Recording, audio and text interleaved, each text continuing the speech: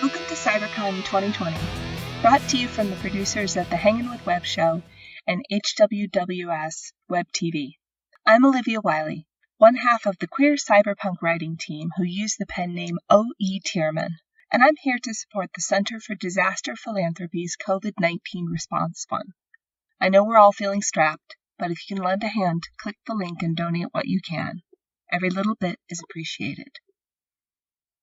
Mark Twain once wrote, "History doesn't repeat itself, but it does rhyme." And it's true. To understand the present, we need to study the past. And to understand where we're going, we need to know where we've been. I keep this in mind as I write, alongside this truth of history. What has happened is stranger, wilder, and weirder than anything I could make up. So I don't try to make things up. I do research. In the world of the Aces High Jokers Wild series that my partner No Near and I write, the founders of 7 corporations set the moral code for 7 sets of workers. Your parents sign your corporate contract the day you're born. Sci-fi, right? Try history. That was the system in America not so long ago. In the 1890s, there were many remote locations of industry. Railroad construction sites, lumber camps, turpentine camps, coal mines. Jobs often existed far from established towns. As a pragmatic solution, the employer sometimes developed a company town. In this company town, an individual company owned all buildings and businesses. In some situations, company towns developed out of a paternalistic effort to create a utopian workers' village. Churches, schools, libraries, and other amenities were constructed in order to encourage healthy communities and productive workers. Saloons and other places or services believed to be negative influences were banned. In other cases, the company's motivations were less altruistic. The lack of transportation prevented workers from leaving for other jobs or buying from independent merchants. In some cases, companies paid employees with a script that was only good at company stores. Without external competition, housing costs and good prices in the company towns could be exorbitant, and workers built up large debts that they were required to pay off before leaving. The idea was, as you can imagine, pretty popular with business owners. In fact, it was popular enough to ban. In the U.S., payment of wages in scrip became illegal under the Fair Labor Standards Act of 1938. Company towns often housed laborers in fenced-in or guarded areas with the excuse that they were protecting laborers from unscrupulous traveling salesmen. Although economically successful, company towns sometimes failed politically due to a lack of elected officials and municipally owned services. Workers often had no say in local affairs and, justifiably, felt dictated to. The political climate caused resentment amongst workers. Such was the case in Pullman, Illinois. The Pullman Palace Car Company was famed for its sleeper and luxury rail cars. One of these manufacturing locations was in Pullman, Illinois. George M. Pullman founded the town of Pullman as a place where his workers could live. This town was conceived on the premise of being a model town for his workers, with every aspect complete, including parks and a library. From the outside, Pullman appeared to be a model town, and guided tours were given to impress outsiders. The town, however, was not a model. The homes on the outskirts of town were shabbily built, some without any kind of plumbing.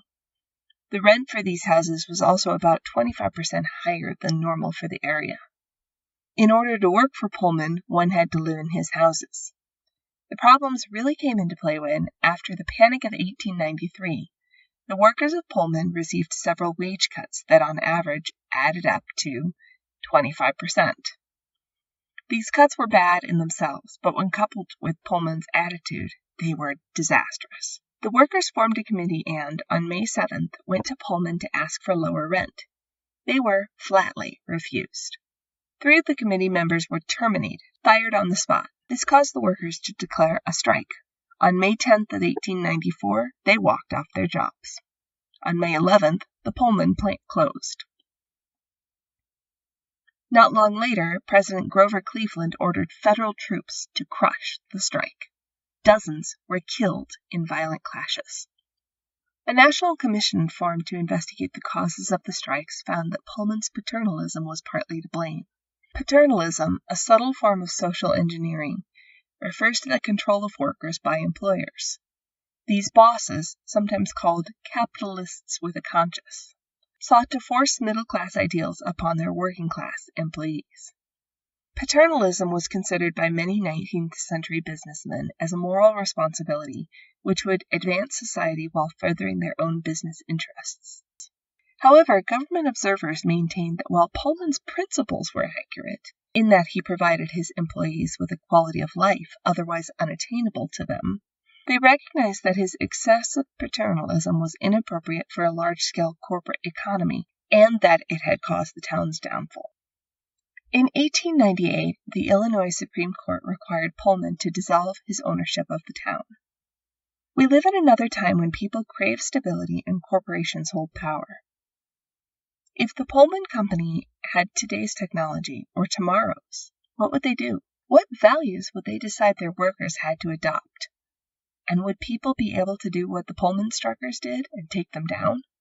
These were the questions that began the world building for the Aces High Joker's Wild book series. When profit and paternalistic attitudes mix, terrible things happen. I see it starting now, and I've written a number of examples of it in the books, based on a mix of historical events and current technology.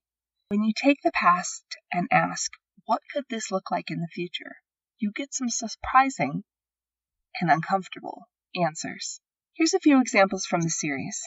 The Perfection Mandate, Eugenics and Fancy New Clothes. Today we're beginning to understand the language that the code of our own bodies is written in. But we've always had a drive to improve humanity, and it's taken us to dark places before. Using what I've learned about eugenics and gene tailoring, I've written Kavanaugh Corporation, a medical megacorporation with the stated goal of perfecting humanity. The problem, of course, is what the corporation sees as perfect, and what they do to those who don't measure up. In a corporation with handheld genome readers being worked on right now, and genetic tailoring, workers who can't afford or don't want gene editing become a new kind of lower caste in society. Even their DNA keeps them down in this world. The Citizen Standing Score, measure up or suffer. There's a new idea in China that went right into my writing, the social credit score. Digging a little deeper, I found that China hasn't been the first to try this. America was.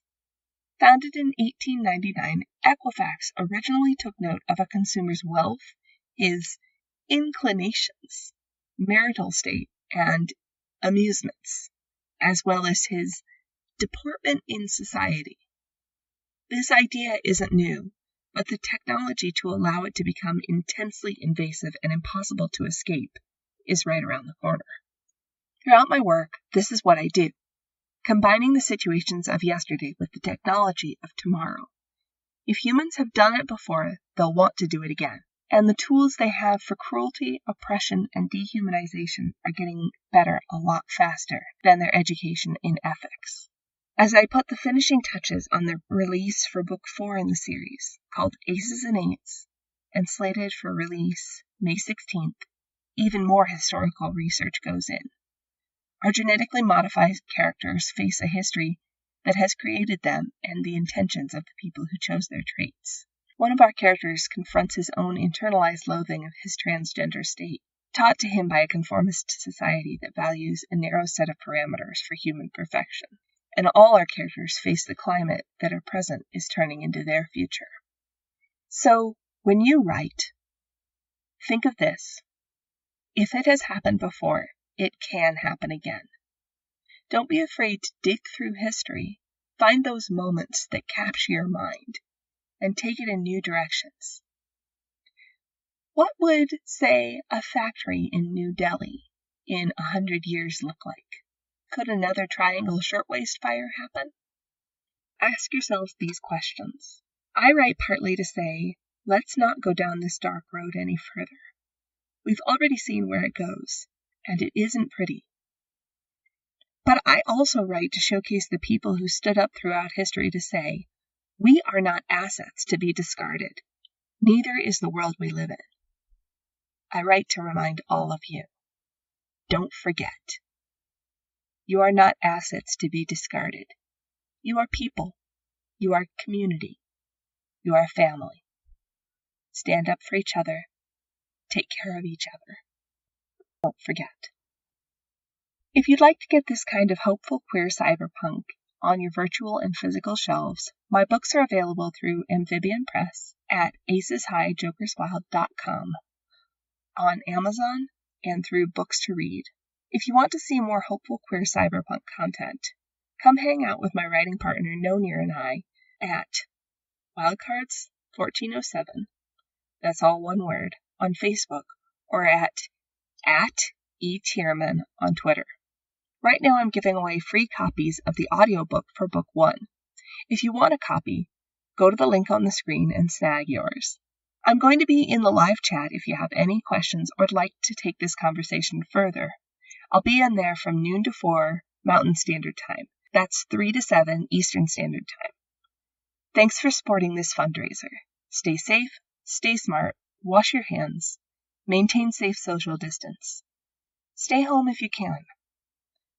You may feel like you're alone, but we're standing together. And together, we can beat this.